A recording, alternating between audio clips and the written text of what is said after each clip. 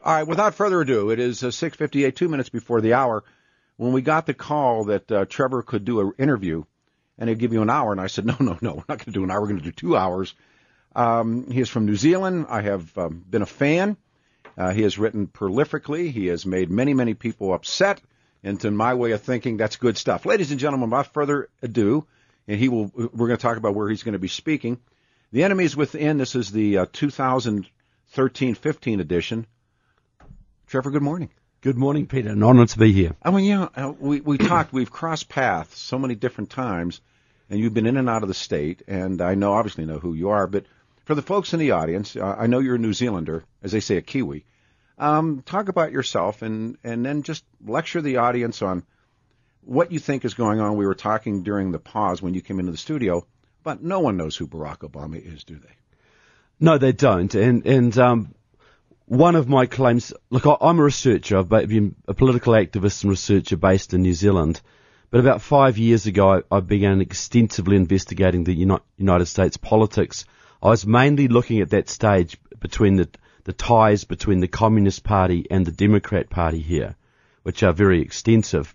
And while I was doing that, I stumbled on the connection between Mr. Obama, who was an unknown candidate at that stage, and the Hawaiian communist Frank Marshall Davis.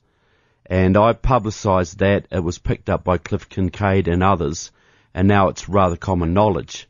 Later on, I also publicised the connection, the communist background of the Obama's green job czar Van Jones, indeed, which Glenn Beck picked up and resulted in Van Jones being fired. Here in town, the then mayor, now governor, John Hickenlooper, was, you're nodding your head, a huge Van Jones supporter, and then tried to deny it. And I worked at this other radio station at the time, Brand X, and we exposed it. We have these cuts where he's saying he's a rock star. He's up at Red Rocks, the amphitheater, putting Van Jones over. Now, you would think that the Denver Post or Channel 9 or somebody would live off of that, totally disregarded it, but he was foursquare cheering on Van Jones, and like so many other things, denying it. Look, Van Jones was an overt radical. He had a communist background which was well known in San Francisco, well known to the police. He was often confronting the police in various demonstrations and that kind of thing. He was plucked out, taken to the White House and groomed to basically transmit Obama's green jobs message, which is really a huge scam. It's Sure. a way of giving huge amounts of taxpayers' money to hard left groups. We had a governor, Bill Ritter, who got caught in a scandal and got away with that scandal. We did it on our radio show then, but skated away to what? In essence, a green job, wind power, solar power job up in Fort Collins, put over by one of the big funders of the Democratic Progressive Movement here. I mean, he's a lawyer, former governor. What he knows, it's like me being a brain surgeon. He has no idea about any of this stuff, but he lands this really well-paying job. Yeah, well, it's that crony capitalism, the socialism. They all work in together. I agree. It's a network that does not have America's interests at heart. I totally agree with you. Again, your background, so I jumped ahead of you there, if you would. Okay, well, so basically I've spent a lot of time researching the US left. I've spent 5 years going around libraries all over the United States, delving into archives, poring through Communist Party publications and the journals of Democratic Socialists of America. So I claim to be somewhat of an authority on the United States left and how the radical elements in this country are able to dictate terms to the so-called mainstream political parties. So the tail wags the dog. Sure. And the hard left in this country really sets the agenda of the Democrat Party and to some degree the Republican Party as well. I agree. Age, educational background, those kinds of things, so people get a sense of that as well. Okay, I'm 55 years old. I'm an Aquarian, if anyone would like to know. I'm also... basically, I'm a high school graduate, a lay researcher. Mm-hmm. I was vice president in New Zealand of the Association of Consumers and Taxpayers, which is a conservative libertarian political party. We had 8 members in the New Zealand Parliament at one stage. Sadly, we only have one at the moment. So I don't claim a PhD or a doctorate in history, but I do claim 25 years of research into the hard left and to be a very good lay researcher. One of the things that I've discovered in life is some of the smartest people I've ever known have quit school in the 6th grade, and some of the most inane people I've ever met have double PhDs. And so I don't think that educational background, but it's always important to ask so people would get ahead of it. Sure. Tell me about your thoughts about Barack Obama and Frank Marshall Davis. Tomorrow, the great documentary filmmaker Joel Gilbert's on. I don't know, I'm sure you followed this as well, but the guy who made that film about Benghazi, and he was the guy the president goes to the UN and blames the film. Mrs. Clinton blames the film, and of course those are all just total lies. And the guy ends up in the American gulag. I mean, they don't know where the guy is, and now he's emerged. He's in California, and Joel's talking to him. So, what do you do with that? A guy who made a small YouTube video gets blamed for one of the greatest scandals in modern U.S. history. The president and the Secretary of State have been caught with their fingers in the cookie jar, and they blame some little filmmaker for some short video clip for this major crisis. It's incomprehensible. And got away with it. Yeah, well, initially, for sure. Yeah. I think this thing has got a long way to play out yet, though. And then he was arrested, and he disappears into what I call the gulag. He was in Texas in prison. I mean, Joel says this guy was moved around the country. It was bizarre. No one asks the question, right? If I were to ask you, and by the way, Trevor Loudon is with us. He's New Zealander, author, speaker, political activist. The Enemies Within is his new book and the first book. If I were to ask you this question, like a college class or a high school 101, who is Barack Obama? Well, I think Barack Obama was groomed from a very early age to be to be a real rock star in the progressive left movement. Now, this is not an unusual phenomenon. The Communist Party and similar groups have been grooming young activists for decades for this kind of thing, and they often choose Latinos or blacks because they can get a wide community base to support them, and they can build them up to be congressmen or senators or governors or whatever, and to basically implement radical left policies under a Democrat facade. So I think Obama was picked out at a very, very early age, possibly even before birth, as a perfect candidate for higher office in the country. And he has been aided and abetted at every single step of his career, from high school onwards, to become a progressive star. Mm-hmm. Whether he was chosen or not, whether he was chosen to be president or not, I don't know, but he was certainly chosen at an early age for higher office. Yeah. I've read you say that, and whether he was aware of being groomed or not. Yeah, I mean, that's an interesting concept. Well, you've got, we have evidence that the Saudis helped to finance his college education. Absolutely. In Harvard, but there's a very interesting connection there. The guy who exposed that was a man called Percy Sutton, the former borough president of New York. But what we didn't realize about Percy Sutton is he came from a Texas communist family from San Antonio. Six of his 12 siblings became Communist Party members, and they were very active in San Antonio. He actively supported the Communist Party in New York, and he mentored Eric Holder. Yeah. So you got this Percy Sutton connection, this communist connection. He helped to write a letter of recommendation to Harvard for Barack Obama, but he also mentored Eric Holder, and he came from a communist background. See, what's bizarre, when and I spent 8 years reading Barack Obama's, all these versions of his life, because no one knows the truth. I mean, you nodded your head. No one knows the truth. And I'm surprised when you sit down with people and you say, well, his this or that or the other thing. And they look at you as though that's not true. For instance, as you know better than I do, his mom takes off with him as a little kid to go to Washington State. He's probably under 4 weeks of age. We have her records at the university, rent receipts. They've talked to the babysitters. People believe that his mother and father lived together while the old man finished college and went off to Harvard. It's not true, is it? No, well, the evidence points to her moving to Washington very soon after his conception. And there are people that actually believe he was born in Washington. Now, I don't, I'm just saying what other people have said. Yeah, it's so obscure. Now, It is. the point is, you could look at someone like George Bush or Gerald Ford, and you could identify someone who was with him every single day of his life, and you could get all the documentary evidence, college evidence, whatever. But there's so much that's obscure about Obama that questions have to be asked. Not even obscure, not even, covered up. It's just a story that isn't true. The bits and pieces that can be compared and contrasted, Trevor, aren't true.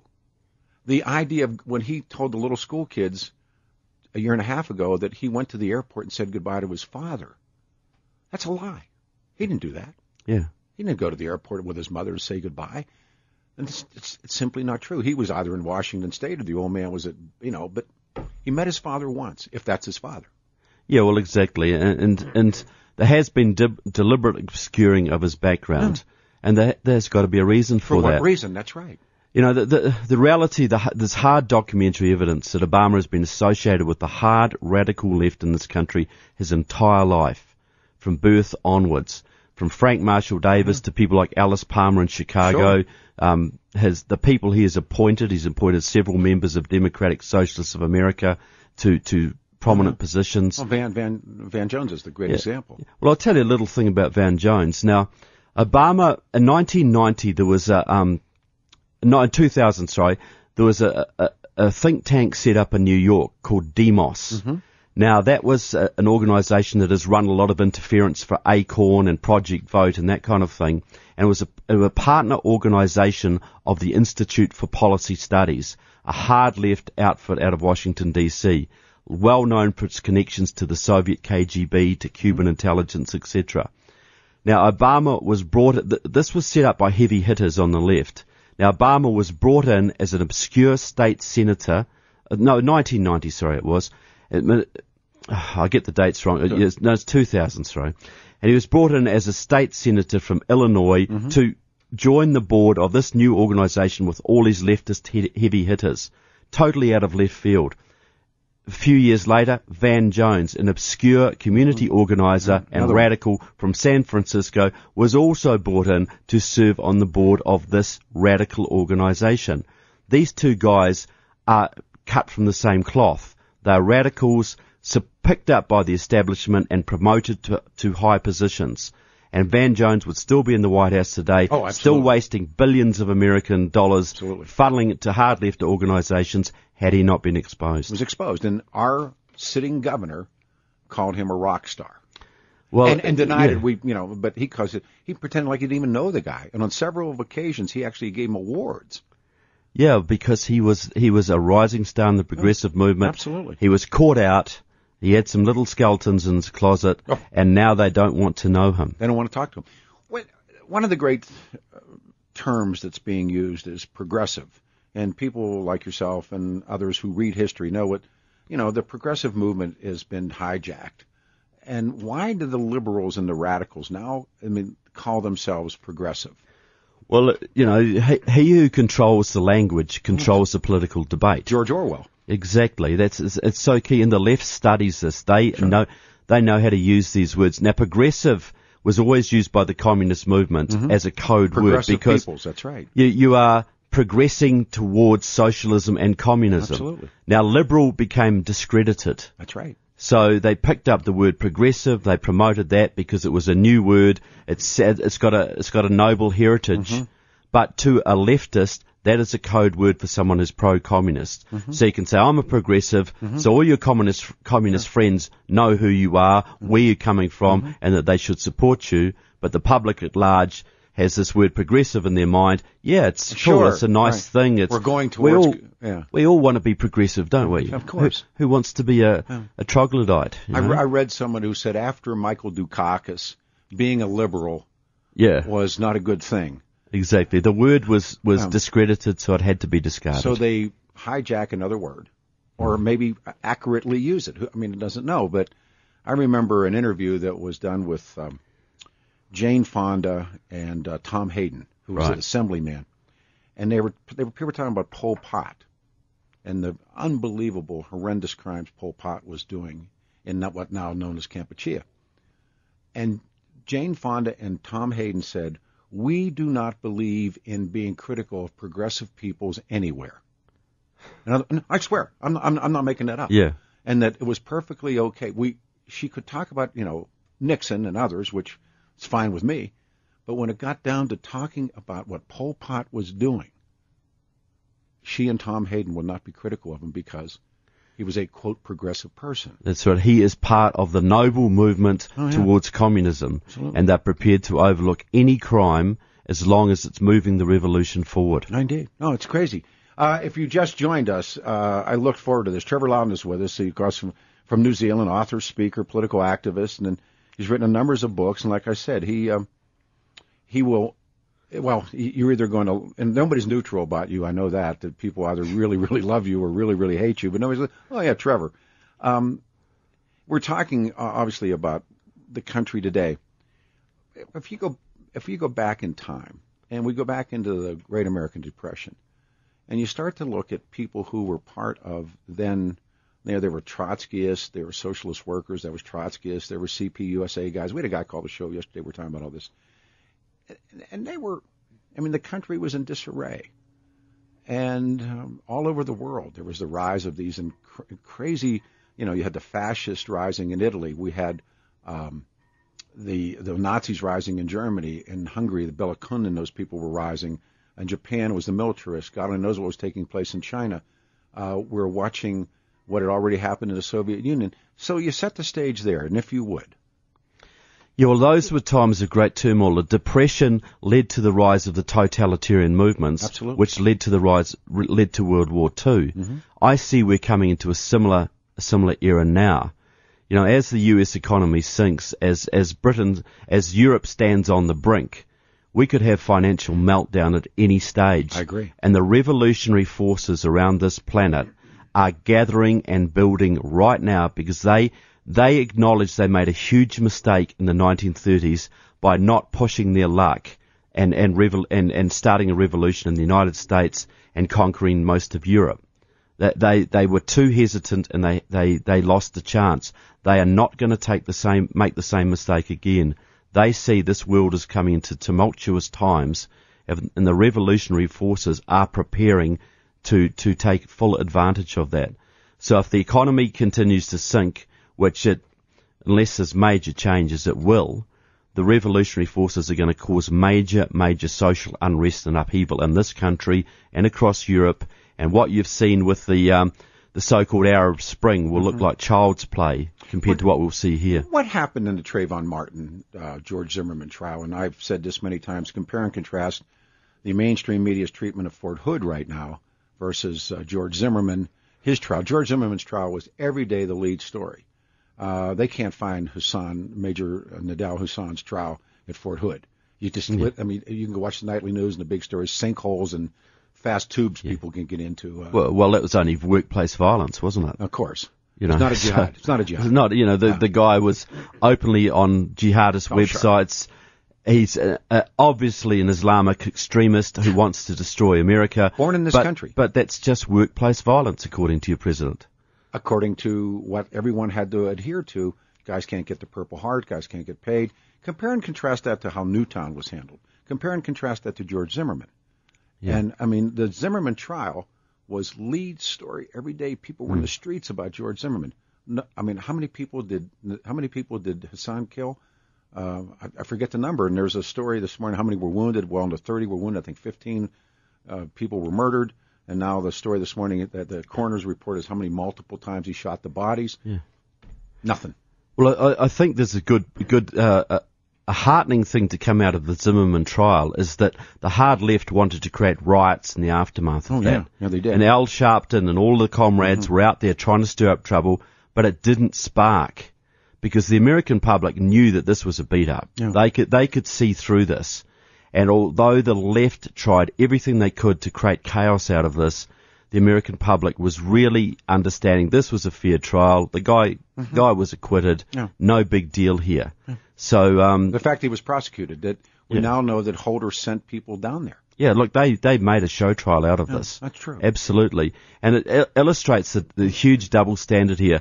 On the left, you can push legality doesn't matter. No. The revolution matters. Pushing the country towards socialism matters. And anybody's life, anybody's situation can be exploited to that end. If you're on the other side of the fence, any fault you have, any minor transgression will be absolutely exaggerated to the nth degree for political purposes. And we see it every day. Yeah. And so, you know, the media in this country has been taken over by the hard left decades ago, and it's really a servant of the revolution, not a servant of the public. There are people that Lenin dubbed useful idiots. When I was in undergrad and grad school, I read Lenin, and Lenin dubs these people useful idiots. They have no idea what they're doing. And he also wrote on the death to liberalism. He said liberals didn't know what they wanted. You know, Lenin goes on, and purpose of terror is terror. You know, all the kinds of things that he's a brilliant guy. I mean, the devil was due. He was a brilliant man. Yeah. And but he got into this thing about what he called the useful idiots, and the great line: "They will sell us the rope, we'll hang them with it." Yeah, that's. Lenin has always understood the capitalist motive, and you've got in this country, you've got a core of well, you see this very much in the immigration debate. Yeah. A lot of most American businessmen are pretty pro-capitalist, and they love their country and they're very patriotic. But you've got a core of the corporations and some of the big business people, the Chamber of Commerce. While the middle class understands that giving amnesty to illegal aliens is a bad on a number of fronts, you've got the Chamber of Commerce and some of the big business people all for it, because all they see is the money they're going to make. They have no concern for the long-term national security of the country. No. And they were the people who used to sell stuff to the communists. Sure. They would sell technology. Arm and Hammer. Arm and Hammer was a classic example. Great example. Sure. You know, so Ford, these Ford people, Motor Company. Yeah, Ford Motor Company. And these were the people who were supplying Nazi Germany before World War II. Absolutely. Because it wasn't their sons who had to go and fight and take the bullets. They were rich enough and insulated enough that they could use the American middle class as cannon fodder while they made a fortune. I agree. So there is an element in the business community, particularly at the senior levels, who will openly cooperate with any totalitarian regime there is, because all they care about is money and personal advancement. It's the history of multinational corporations. Yeah. Well, it doesn't matter to us. So I'm very pro-American business, but you got to draw a distinction between, you know, the American middle class who believes in American values and some of the elites who would sell their grandmother for a dollar. No, multinational corporations are the part of the downfall of this country. They fly no flag. They have no allegiance. You know, and I say the same thing in major churches. One church in particular, Catholic Church, that is pushing for illegal immigration to bring more of their own to increase the size of their flock, because they lost so many people in the scandals. Yeah, and that's true. I see people that think their ethnicity is greater than the nation, their political party is greater than the good of the country, or their corporate profits are greater than the good of the country. Look! I know. I've known a businessman who is very active in the conservative movement in this country and a patriot in every other way. But he owned a big agricultural enterprise in Florida, and he was employing illegals. So he's out there pushing for legalization of illegal immigrants and supporting the Constitution on every other front. It's impossible. You know, you can't have that kind of contradiction going on. Let me do something here. It is 22 after the hour 7. Give me a few minutes. We'll open up the lines. Our phone number, 303-696-1971. If you're just joining us, you're listening to Trevor Loudon. He is he's from New Zealand, speaker. We'll talk about where he's going to be, a writer, and his book is out, The Enemy is Within. On our website this morning, 710knus.com, you can see his work. Tomorrow, Joel Gilbert, the filmmaker, returns after speaking now with this guy. Remember, he was the guy blamed for the Benghazi attacks, and he's speaking. We're talking about this Rand Paul. We'll play that drop as well. Like I said, it is incredibly frustrating when you hear this kind of talk and you say to yourself, do you believe that what this man is telling you is true? Because, you know, the indications are, yes. All you got to do is look around you, and you see it happening all the time. I mean, the best example that we must break is looking at the mainstream press coverage of Fort Hood versus how they covered Newtown, Connecticut, and George Zimmerman. And The Major Hassan doesn't exist. He does not exist. And yet, boy, every night it was the Trayvon Martin, George Zimmerman case, every night lead story, every night this, every night that. And they would put Al Sharpton on, as you point out. They'd put Jesse Jackson on every night. They'd see this stuff. Eric Holder would be on, the president saying, if I had a son, he'd look like Trayvon. Did anyone say, all the GIs that were shot up and killed, did anyone ever say, if I had a son or a daughter, he'd look like that GI? Yeah, exactly. It's just such a huge double standard. It's horrible. 88 will be the high. Back on 710 KNUS. Peter Boyles, News Talk 710 KNUS. Band on the Run. App song. Good morning, everyone. It's a Thursday, the 15th morning of August, 2013. I'm Peter Boyles, 710 KNUS. This is the voice of the people, the fish that will and are now eating the whale. It's good to have everyone here. Our guest in studio, on and off the air, is a special guy. Trevor Loudon is with us. He's from New Zealand. And tonight he's going to be in Loveland. There's a bookstore in Loveland on 912. It's Loveland 912. It's at 605 18th Street in Loveland. He'll be there at 6:30. And on Saturday, as you know, the Independence Institute's ATF, the Alcohol, Tobacco, and Firearms get-together. And he'll be there on Saturday for those of you attending that. And he'll be back here in Colorado spring of 2014. We'll have him obviously back in studio. A number of books, and you can go to our website this morning, 710knus.com, and you can connect and you can see the pictures and things that he has written. Books are available, and you can do with it as you wish. Tomorrow on the show, filmmaker Joel Gilbert returns, and they're now talking about, there's this filmmaker, and Trevor and I were talking about it off air and on air as well. This filmmaker who was blamed for Benghazi attacks, and like I said, he was arrested, literally swept up, and placed in what I call the Gulag, a series of places. Now he's emerged in California, and he was the guy that Barack Obama went to the UN and blamed for all these terrible things in Benghazi, and Hillary Clinton did that as well. And we're talking about these different individuals, and Trevor's talking about, their connections to really the hard left. And there are people called useful idiots, and they are used by, certainly the Bolsheviks used the useful idiots. They had them inside the Menshevik Party. They had them, all over actually, as you know, it was the German imperial staff that really puts all this stuff together. But traditionally, there have been useful idiots. Who are the useful idiots in this country right now? Besides the press. Yeah, well, the first thing I was going to say was the press. You would have to say a lot of the leading members of the Democrat Party. But see, the book I've released, it's called Enemies Within: Communists and Socialists and Progressives in the U.S. Congress. Now, a lot of people regard these people as useful idiots, but what I've identified in this book is there's probably up to 100 members of Congress and 30 members of the Senate with identifiable ties to the Communist Party USA. Or their fronts. Or their fronts, yeah. Democratic Socialists of America, the Institute for Policy Studies, Council for a Livable World, and other hard left organizations.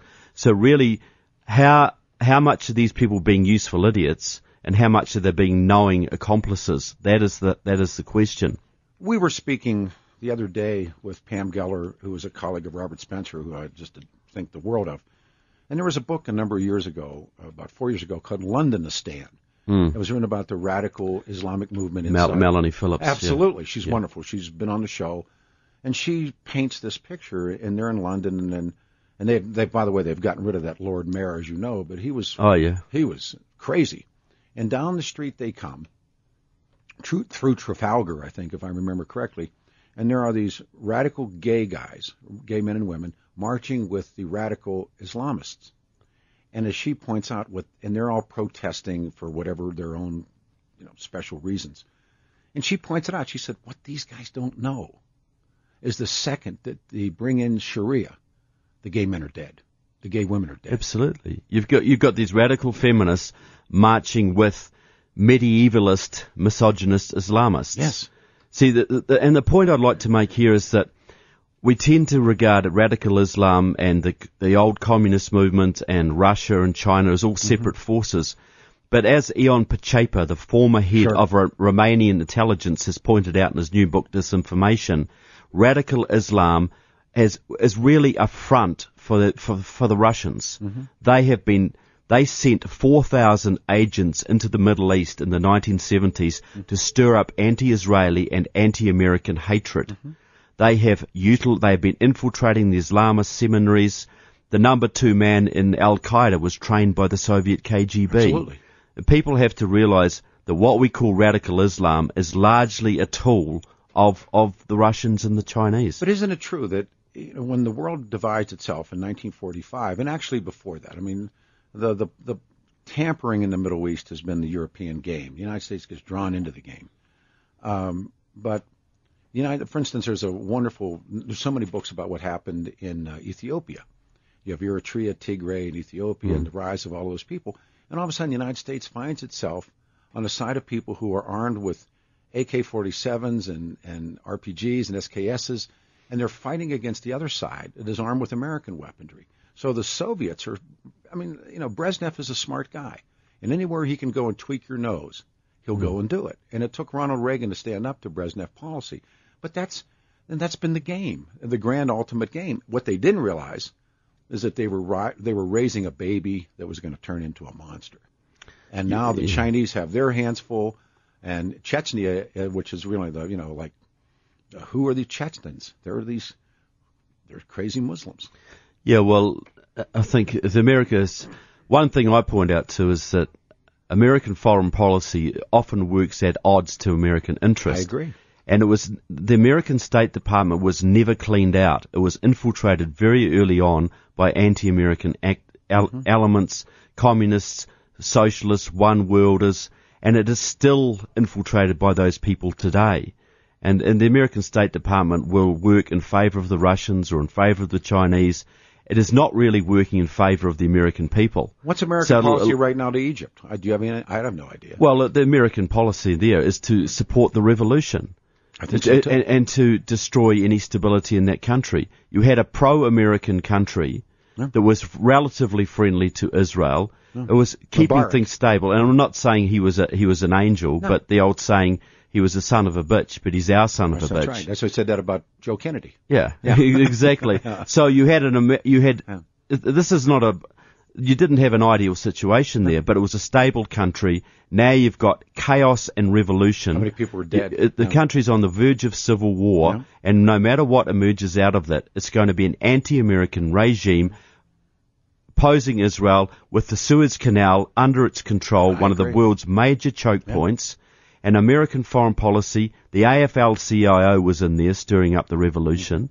The American State Department was in there stirring up the revolution. The Russians were in there stirring up the revolution, all working together to destabilize one of the most critical regions on the country. And if it really pans out there, as I think it will, you're going to see that area choked off. You're going to see the price of gas rise all over this country. The economy is going to be hit, all because of American meddling and turning a stable situation into an unstable one. It's Iran all over again. I know. You get no argument. I watched this, and then even after Morsi is, quote, elected, the administration continues to send the F-16s and the battle tanks. And I'm not the smartest guy in the world, but where were those weapons going to be used? They were not going to be used. If they were going to be used, they were going to be used against Israel. Yeah, look. What kind of insanity was and what's really interesting is Jewish Americans oftentimes, who are always Zionist, in most cases are Zionist, are very pro the Democratic Party. Yeah. And yet we find these guys in these bizarre situations, and they are backing an administration that is clearly in opposition. The relationship between Israel and the United States today is pretty guarded. Yeah, look, it's clear. The Israelis understand that Obama is their enemy. Oh, yeah. Obama comes from a long heritage of pro-Palestinian, anti-Israeli activists. Mm-hmm. That's where he is. When Israel was first founded, it was almost a client state of the Soviet Union. Well, sure. Golda Meir was a member of the International. Yeah, exactly. Yeah. But they broke with Russians. Yes, they did. And the Russians and the communists have never forgiven them, and they want to destroy Israel. and American foreign policy under the influence of hard leftists like Hillary Clinton and John Kerry and Obama is as anti-Israel as they can get away with. They need to try and keep their Jewish support here. That's crazy. But in every other aspect, they want to destroy Israel. And it's incomprehensible to me that the American Jewish community, which votes almost 80% Democrat, cannot see the connection. No. They might as well be voting for Adolf Hitler. Well, it's amazing to watch that because I've read so much about it, and there's this dualism that goes back into, goes back into the 30s and into the 20s, and the, what in this country is called anti-Semitism. In the world, as you know, Arabs are Semites. But these guys find themselves in this really interesting place where they claim to be, and I'm sure they are, Zionists. At the same time, they support an administration that continues to feed the monkey. Yeah. And the monkey's going to grow into a gorilla, and the gorilla is going to take everybody's bananas. And you can just see it happen. And no, I watch it. I mean, I was stumped. I've spoken with Spencer and Geller and all these bright people, and I go, what am I watching happen? Well, you're watching Israel being set up for destruction. And I don't think that's any exaggeration. The whole Middle East is being primed to take on Israel, and America will not protect Israel. You look at the responsibility to protect doctrine. That's something that comes out of the United Nations. It's the idea that America should be used to protect minority forces around the world. Now, what they're priming that up to promote the Palestinians as an oppressed minority, oppressed by the Israeli apartheid regime. You're going to have a situation where, if this carries on the way it's going, American troops will be sent into the Middle East to protect not Israel, to protect the Palestinians against Israel. And that's incomprehensible, that where we've come for what would have been the situation years ago when Americans were very pro-Israel. Israel has been demonized and set up to be taken out by the Russians, by the Chinese, by Iran, and by America. All right, we open the phone lines up. 7:40, 20 minutes before the hour of 8 o'clock, Thursday morning, 15th of August, 2013, 710 KNUS. Just, like I said, this guy, it's going to make you think. Trevor Loudon is with us. He's from New Zealand. You go to our website and 710knus.com, click on Enemies Within to cover the book, and we can go from there. Let's go to our phones and run calls. We go to Cindy. Cindy, you're on the radio show. Good morning. Welcome to 710 KNUS. Yeah, if I understood you right, you said that Russia was pro-Islamist? No, we were talking about in the makeup when the Soviets get involved in the Middle East. As you know, back to Nasser, Nasser was their client, and it was about dividing. There was a game being played, and it divided up the world. The United States had its surrogates, and the Soviets had their surrogates. Right, the Cold War. Right, and whether it was in Iran or whether it was, Soviets' invasion of Afghanistan, I think is a great example. So that's not speaking of present times, then, because no, it certainly is speaking of present times, Cindy. Definitely, there is a propaganda meme around this country that President Putin is a Christian and he's going to save Europe from the Islamists. And it's a common idea, but look, Russia and the Russian KGB, now called the FSB, basically controls and directs much of what we call Islamic terrorism. They're using that as a tool against the West right now, right in present time. So then, I just don't understand, how do you explain their actions in Syria whenever they block U.S.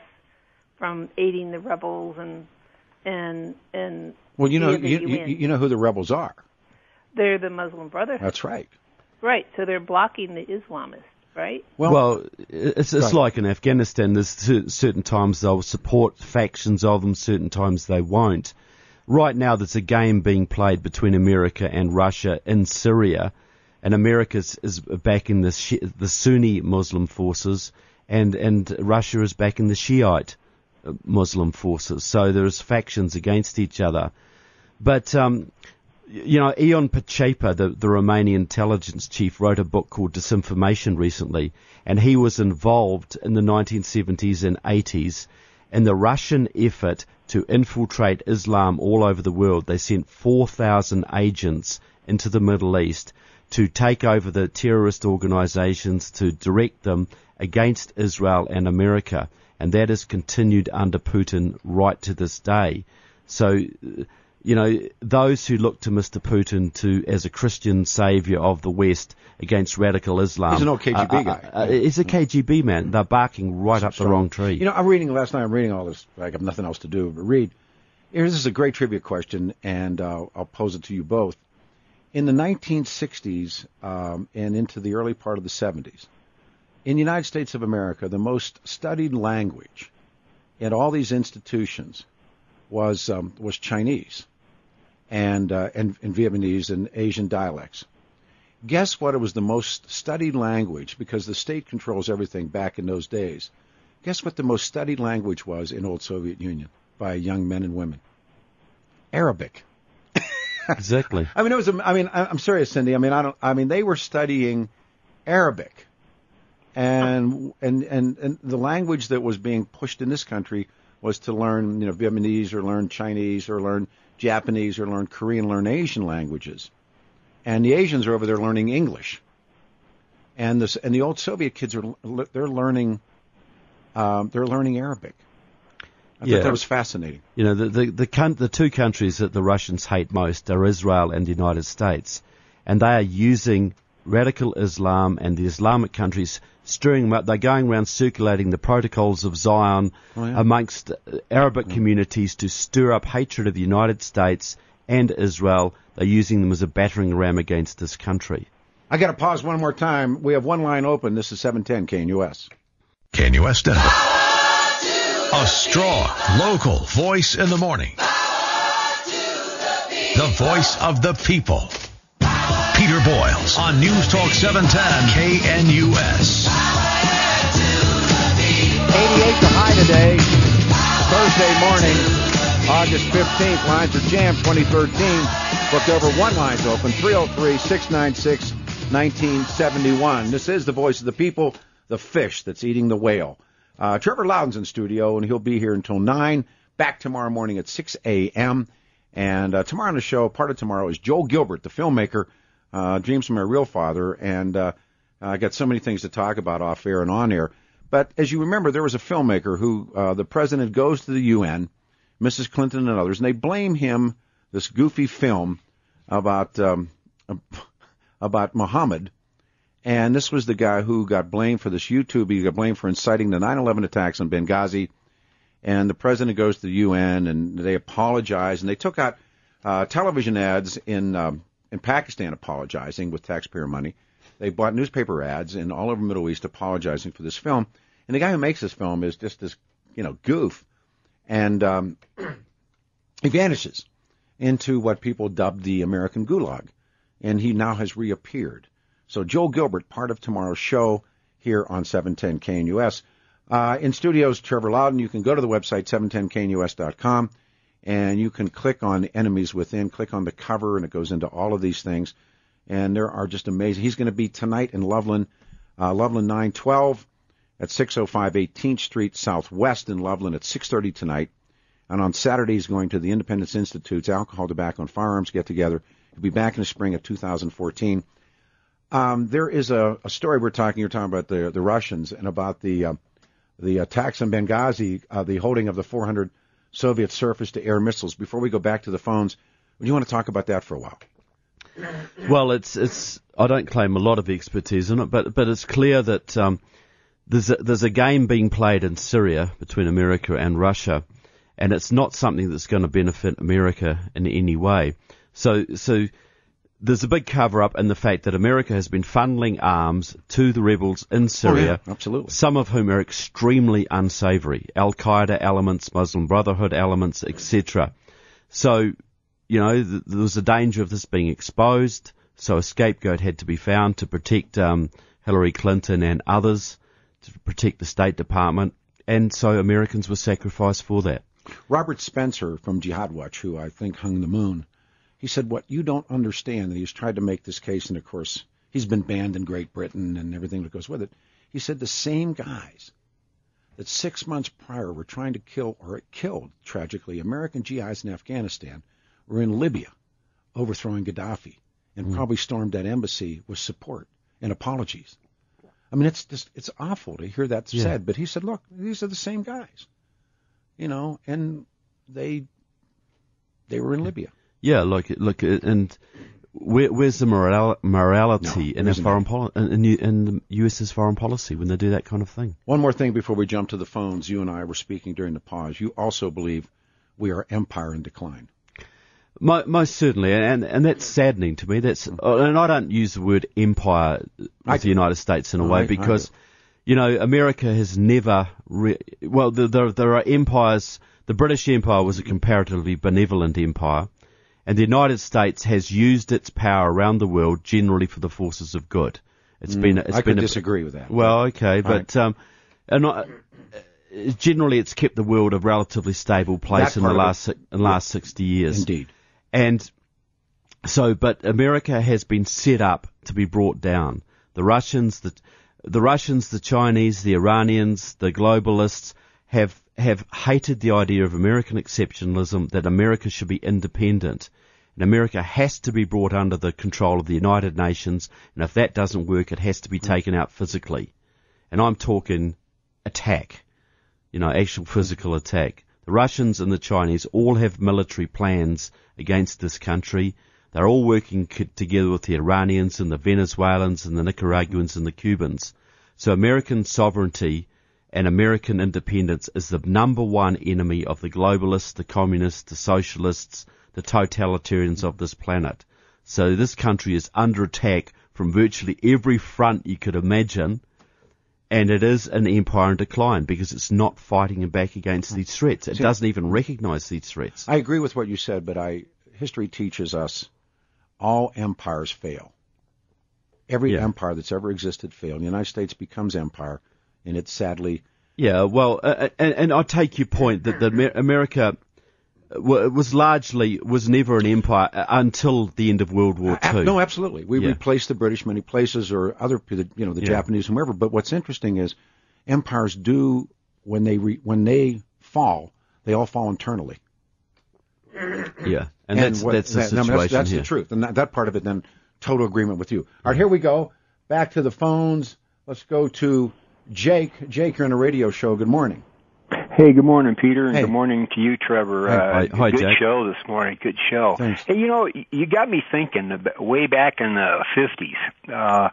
You remember old Senator Tail Gunner Joe McCarthy? Yeah, Joe, of course. Yes. Hey, yes. This brings back deja vu from some of the things that I'd read that they had said way back in the late 40s and early 50s.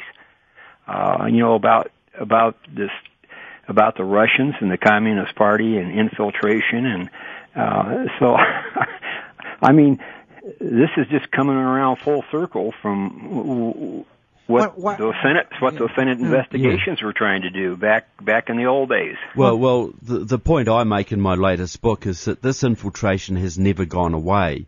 No, it's been continuous. It's a continuous process. Right. For whatever you say about McCarthy, he was essentially right in all his charges. And there was huge Senate committees, congressional committees, who were investigating subversive movements in this country, Nazi and communist. Correct. And I've been through those proceedings, I've poured through them, and I've yet to see one innocent individual who was ever questioned. They all clearly had ties to the Communist Party, which was a paid agency of the Soviet Union. You're right on the money, and especially the Israelis, that they were a young Israeli country at that time. They, especially when you're talking about Golda Meir and the Israelis. Mm-hmm. She was the president of the International but all those things aside, I disagree with you really vehemently about Joe McCarthy and about UAC and those organizations. They're in the 1930s in this country, because of what was taking place in the world. The left rose. I mean, when you look at the models of some of these people, their lives, they are always in reaction to the inability of someone else. Thanks for your call. The inability of someone to do something. And almost this, like you asked this question, does history create people? Do people create history?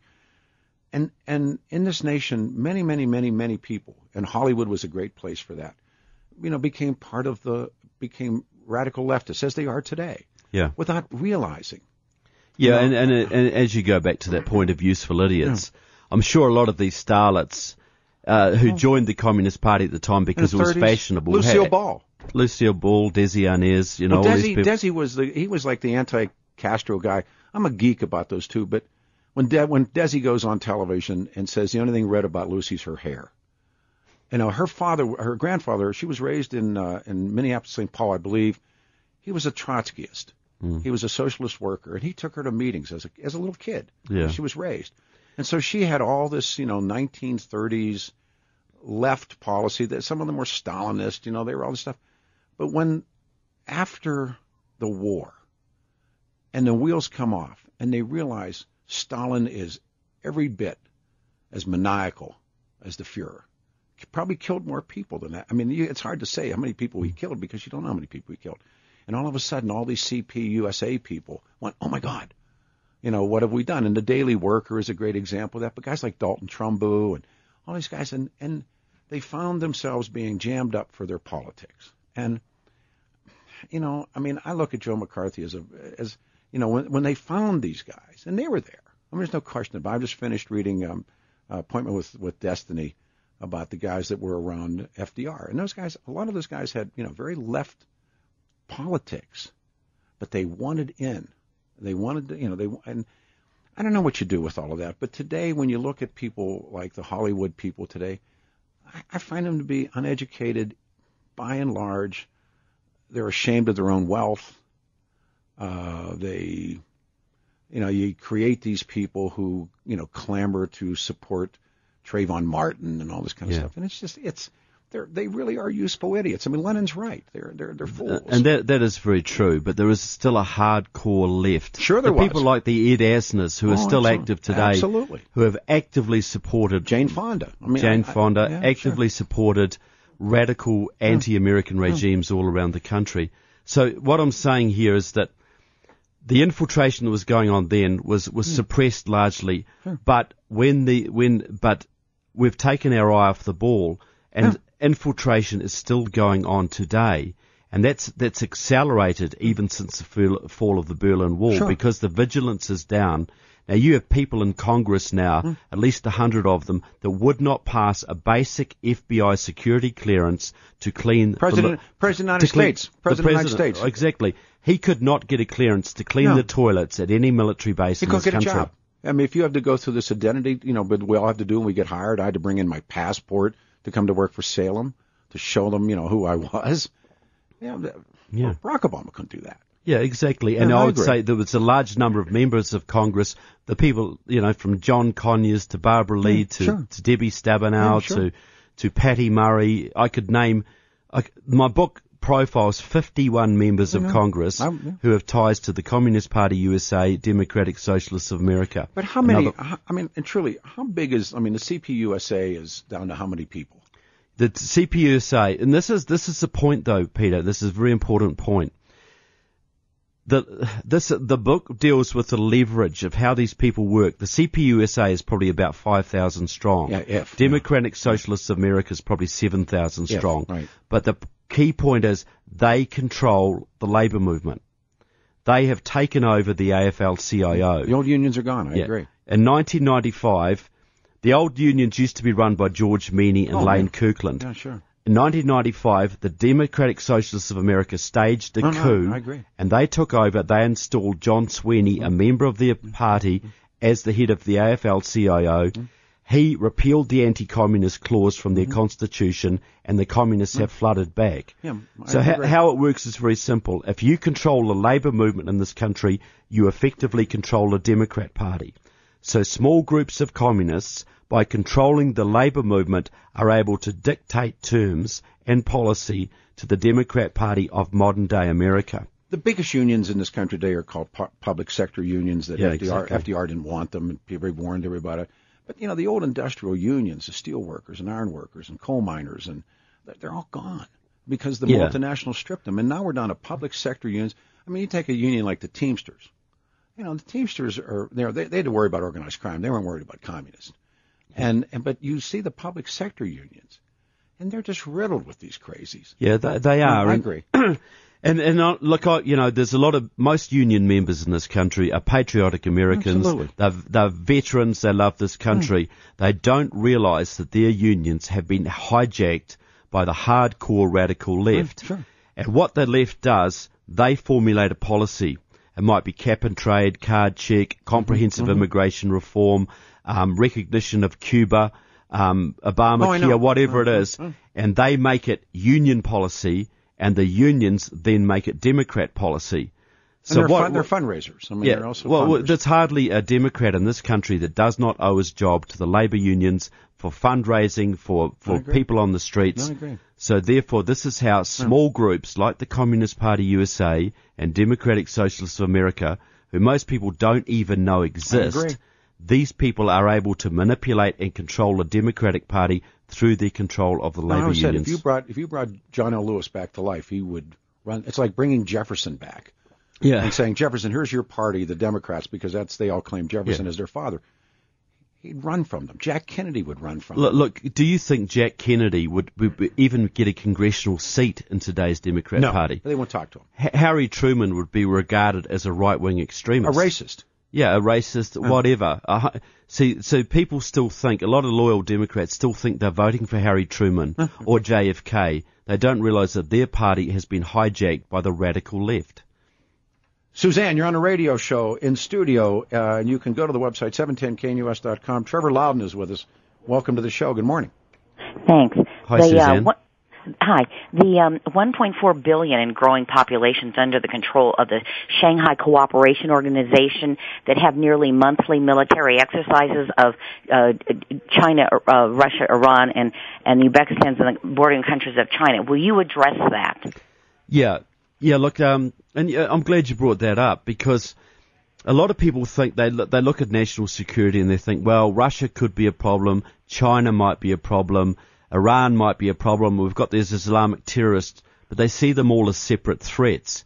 Now, there is an organisation which was founded in 2000 called the Shanghai Cooperation Organization. Just Google it. That is a military, political and economic alliance between Russia and China, and it incorporates Iran. And so basically what you've got is, it's like the old Warsaw Pact, but nobody ever talks about it. And it's a military, political, economic alliance. So America's enemies aren't disparate, they are united. Russia, China and Iran are united in a political, military, economic alliance.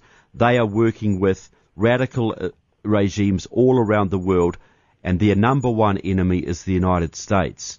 So America does have enemies, and the enemies are united to destroy them.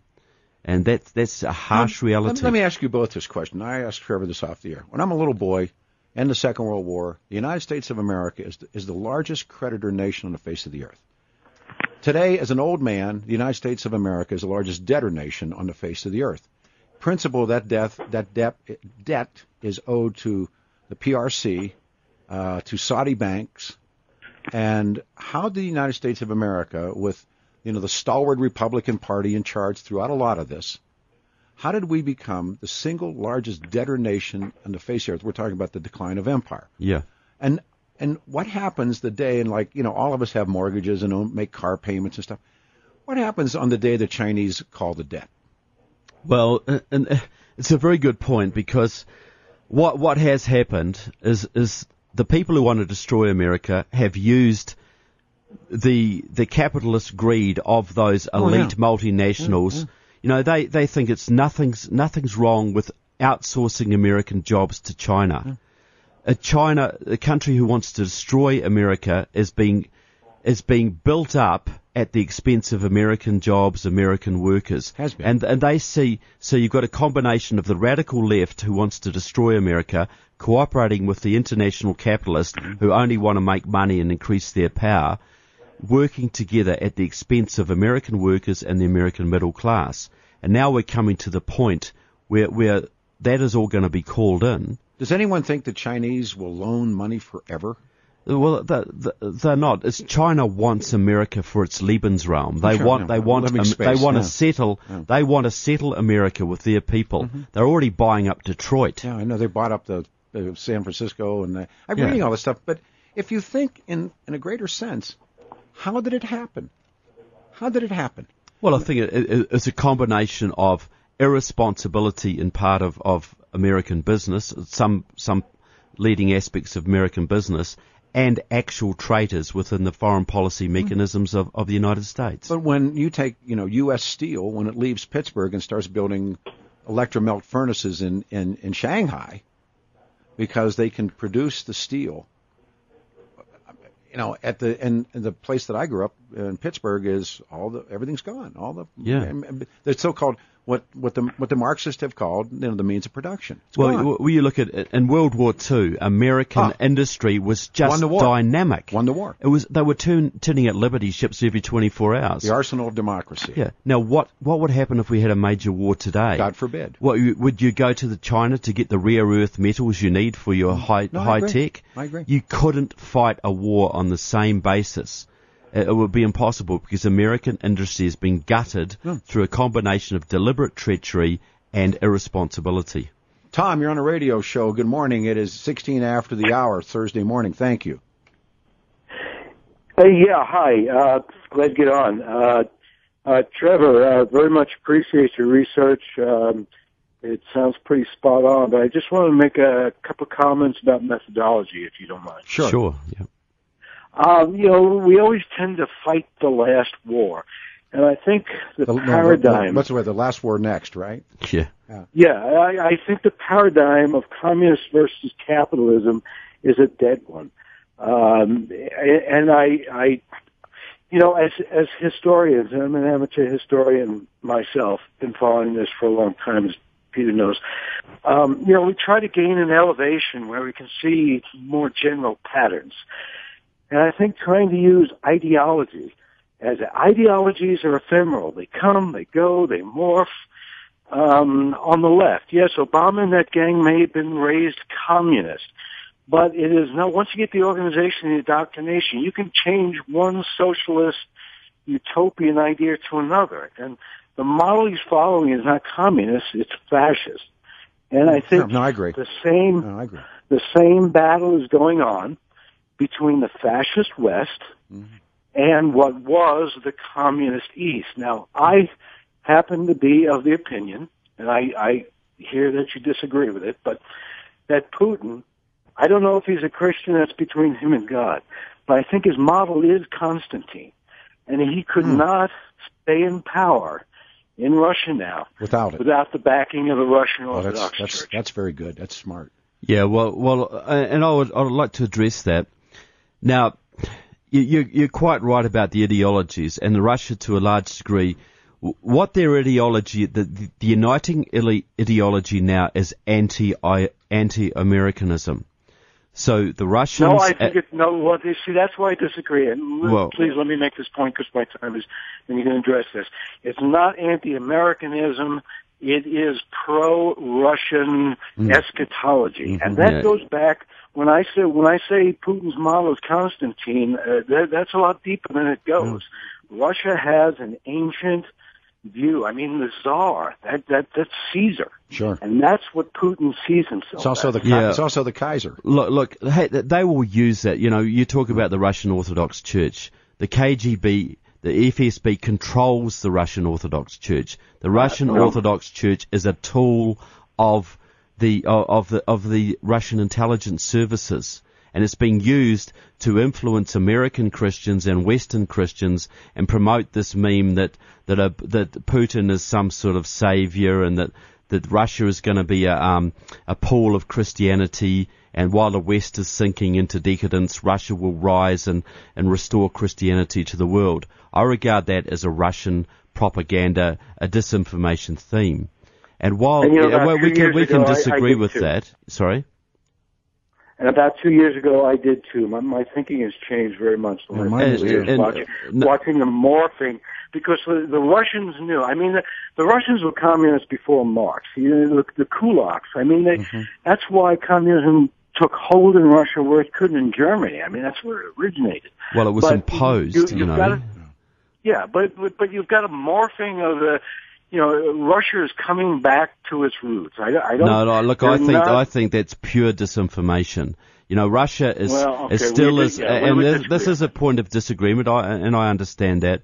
I regard, basically, you've got these regimes, Russia and China and radical Islam and Iran are working together to destroy the United States, and they will use their propaganda themes. You've got a lot of American conservatives today who think that Putin is some sort of leader or savior and someone we should look to and admire.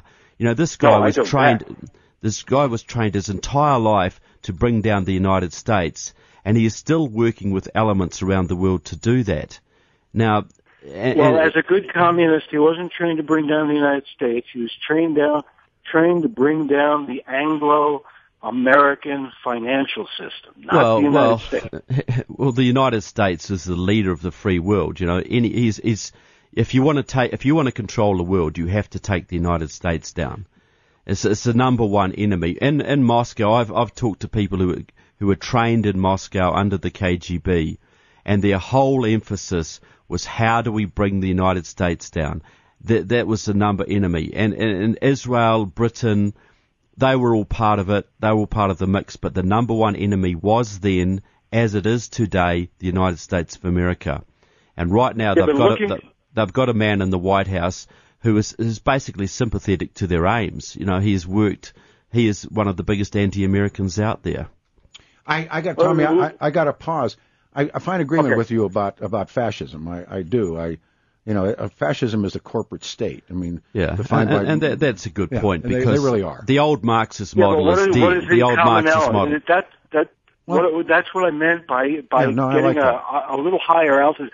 What is the common element? It's utopian socialism. Well, but that breaks down into communism and progressivism. True. Yeah, but when we look at, you go back into the Bush administration and the banks bailouts and all the things that happened, and you see this relationship between the state and the private sector, and you do create Mussolini's model. I mean, it's that's what the green jobs thing is all about. Of course. The left likes to portray Hitler and Mussolini as right wing. Well, nothing could be further from the truth. They were part of the progressive movement, and that's where we're heading today. One more thing. As an economic model, I think it's just semantics between Bolshevism and fascism. I don't believe, because one says the state controls the industry, the other says the industry controls the state. Yeah. There's a distinction with no difference. And that is perfectly true. And I don't believe, when we studied, politics or political ideology, the left and the right was a line. I believe today it's a circle. I believe that it's a circle that if you look at the conclusions of any isms, you will end up at the same spot, whether it is fascism, communism, Nazism, Islamism.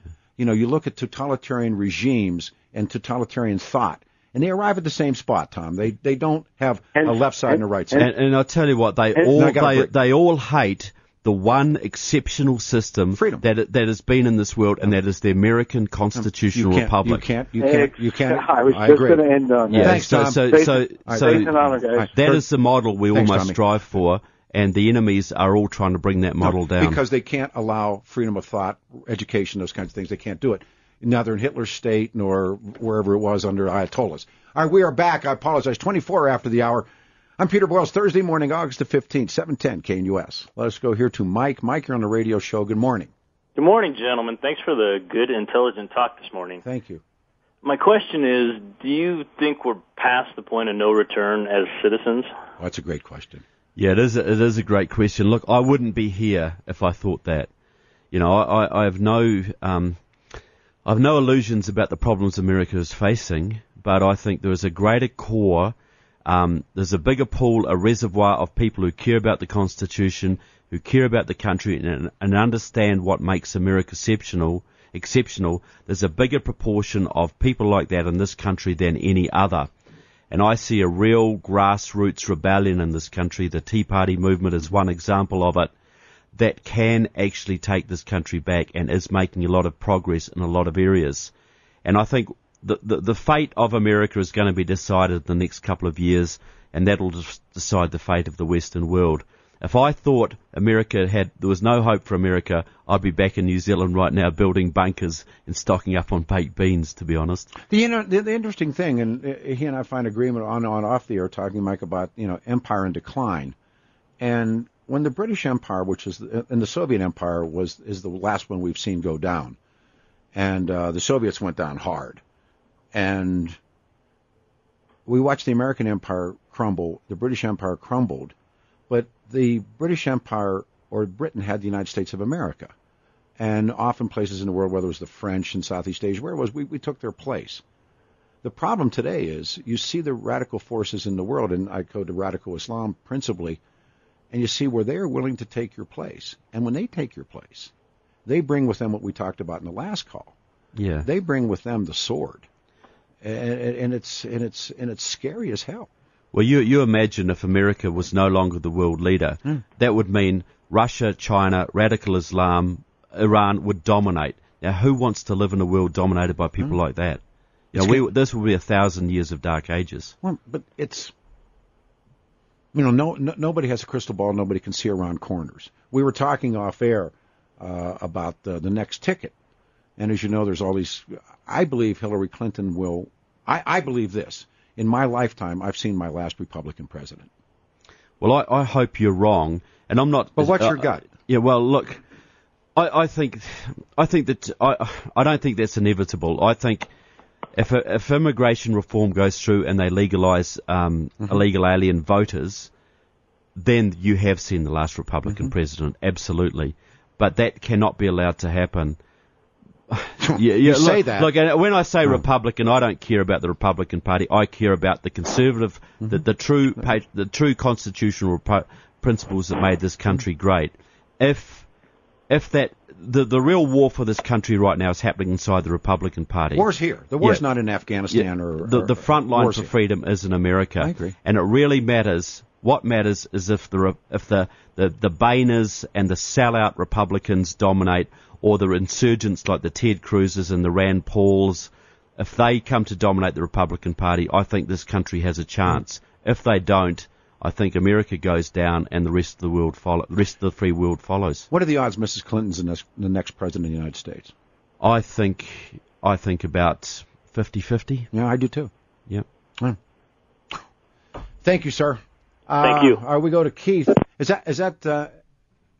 that Steve? We go to Keith. Peter, I'd like to, Sure. I'm not a political scientist, but I'd like to teach your high school educated Kiwis some elementary American political terminology. Right. It's Democratic Party.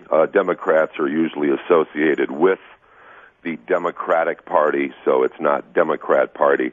And your caller who said that McCarthyism, and he was like relishing in the thought that McCarthyism is alive and well in the 21st century. Your guest talks about unions being infiltrated by communists. Let's get real, folks. About 7% of the American workforce are associated with unions. Unions have lost favor with the American workforce. Sadly. Let's trade here. Let's trade. So what is the point? It's actually about 11 to 13%. But the point is, how many people are in the mafia? But the mafia could control whole cities. So it doesn't take a high can live proportion. in like what? No. Puckering fear of the mafia. No, Jeff. Jeff. Keith, hang on a second.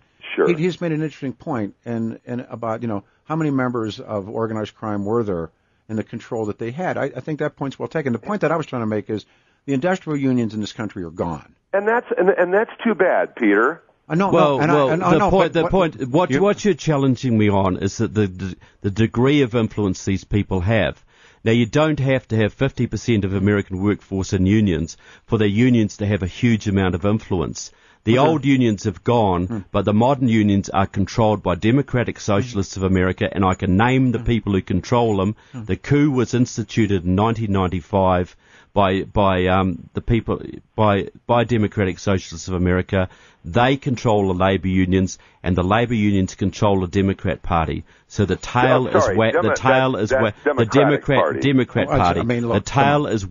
the dog. Right. A small group of Marxists have an inordinate amount of influence. If you read my book and you can challenge me on it. That's fine, but you're really not talking from a position of knowledge here, unfortunately. Listen, if the ignorant arm, and I'm calling the uber ignorant arm of conservatism in America, frames President Obama as a communist with a communist agenda, and then buy into claims like your guest made there that Obama is poised or was poised to become President of the United States of America even before his birth, if the uber-ignorant arm of conservatism in America buys into this stuff, Keith, let me ask your party is done. Your party is toast. Keith, I'm not a member of any political party. I'm a New Zealander. I'm not talking about you, because you can't. I don't think you can vote here, can you? Or do you vote in the States?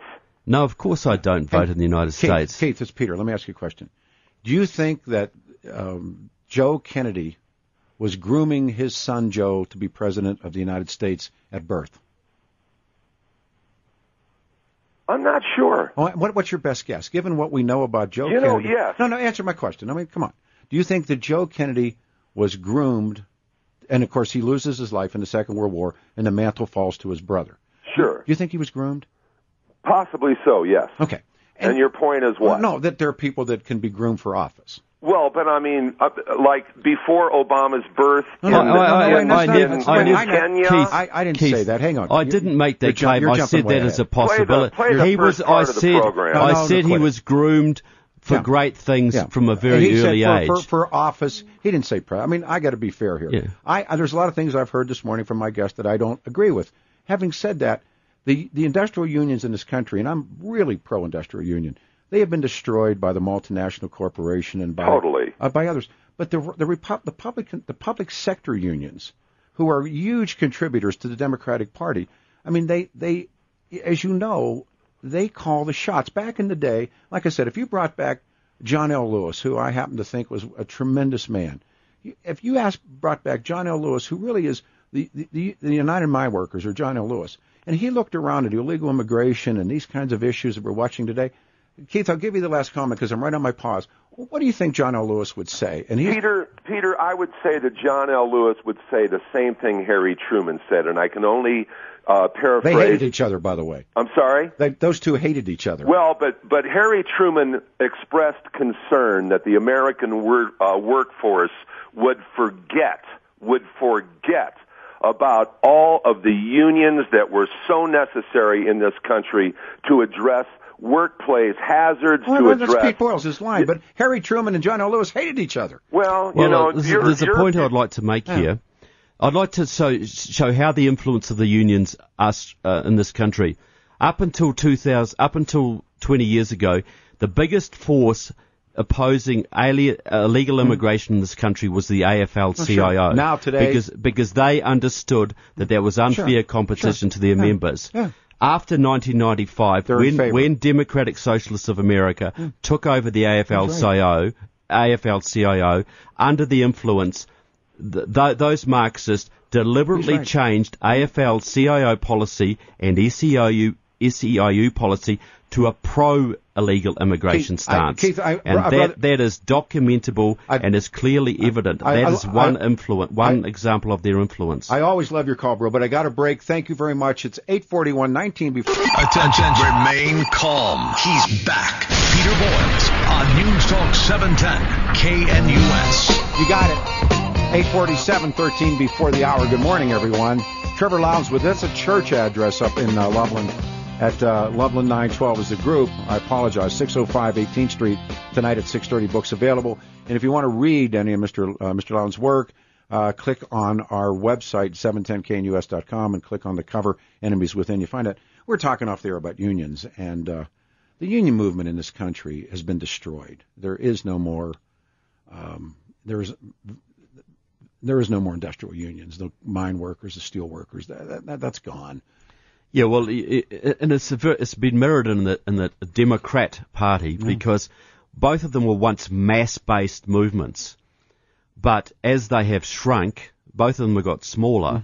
They have been taken over by the radical extremists. I agree. So you've got but people still think they still think in terms of the old movements. They still think the union movement today is the union movement of their fathers and their grandfathers, who were patriotic guys. They were World War II veterans, and they built the country. Yeah, I agree. Now they are public sector unions largely, or SEIU, controlled by hardcore anti-American militants. Well, they're certainly in the hands of people that, like I said, if you brought back John L. Lewis or the Reuther brothers or any of those, the guys who really made the country, made the union, it's like bringing back Jefferson or bringing back Jack Kennedy. They would have no idea. They would just have no clue to who these people are. And just for that one fellow's call, Harry Truman and John L. Lewis hated each other. And in fact, Harry Truman was going to nationalize the coal mines and put the GIs into coal mines as coal miners. That's how much they just despised each other. But at the same time, they were all Democrats. And so it's interesting. My dad was a lifetime Democrat, lifetime union guy. And, but they were Harry Truman, Jack Kennedy, FDR unionist, and they would not know. The stuff that went on in Wisconsin, for instance, with the public sector unions in the Democratic Party in Wisconsin, that was despicable. How can you strike against the taxpayer? You're striking against the person. It isn't like you're striking against U.S. Steel or the Ford Motor Company or General. You're striking against the taxpayer, and of course everybody kissed her rear end. How do you do that? And that's a key thing, a key message I'm trying to get across is that I think you're right. These groups have been hijacked. They've shrunk in size, and as they've got smaller, they have been more easily infiltrated by people who are against the American worker. They actually stand against the people they represent. But they're no different than the corporation that brings in the illegal and wants the illegal here. Yeah, well, that's true. Those are the guys that are living in the big estates in Florida and New York and California and Colorado. Yeah, look, the bastion of freedom in this world is middle class, patriotic, pro-constitution America, and that's got a lot of enemies from both sides of the political spectrum. One of the great lessons in Germany is break the back of the middle class. Exactly. Right. And the middle class in this country has been squeezed from both directions. I agree. And if you look throughout history, since the Industrial Revolution, every time the wheels come off, they've broken the back of the middle class. We're back right after this on 710 KNUS. To be the man, you gotta beat the man. This is Peter Boyles on News Talk 710 KNUS. We're ending the show with stand-up lines. This is the voice of the people, the fish that's eating the whale. On Thursday morning, the 15th of August, I'm Peter Boyles. 88 will be the high today, and 57 tonight. 90 on Friday, 58. Steve Kelly at 1 o'clock, and back here tomorrow at 6. And part of tomorrow's Joel Gilbert, and he's the guy that did Dreams of My Real Father. And now, there's this filmmaker, we've been hyping this, that was blamed for the Benghazi attacks, and he's speaking out now. First time he's been in the gulag, and now he is back. You can go to the website, 710knus.com, and you can click on this, you can click on Mr. Lowden and click on Enemies Within, and you can find where you can order the book. He's going to be it's a church tonight. Loveland 912 is the group, 605 18th Street in Loveland at 6:30. Books are available. Saturday he's going to be at the ATF Alcohol Farms and Tobacco thing that Caldera and Andrews put on for the Independence Institute. We're just almost out of time. I find a lot of agreement with you and a lot of disagreement with you, but you've been a great 2 hours. You've been wonderful on the air. What is it you'd like to leave the audience with? Look, I'd like to leave the audience with a sense of optimism that this is a great country. There are people all around the world who are rooting for a resurgence of American constitutionalism, of American exceptionalism. You got to be, this country needs to be proud of what it is and return to the roots that made it great. And I see that happening right now. So that's why I'm here, because I want to encourage that kind of thing. Because if America becomes great, if America restores itself, that helps my country. It helps every other free country around the world. So I've got a lot of optimism. I recognize the problems, but people need to keep fighting for their country. And it's an old saying from Goethe, be bold and powerful forces will come to your aid. Yeah. And this is a time for boldness, and this is a time for leadership. Do you really see it out there? Look, I do. I've talked to probably 200 groups in this country, largely Tea Party, conservative groups, patriotic groups, and I'm blown away. I really am blown away at the level of energy and commitment and zeal out there for America. Thanks for the 2 hours, Tracy. Good job. Mike, thank you. Tomorrow morning at 6, Steve Kelly at 1. Have a great day. Thanks, you guys.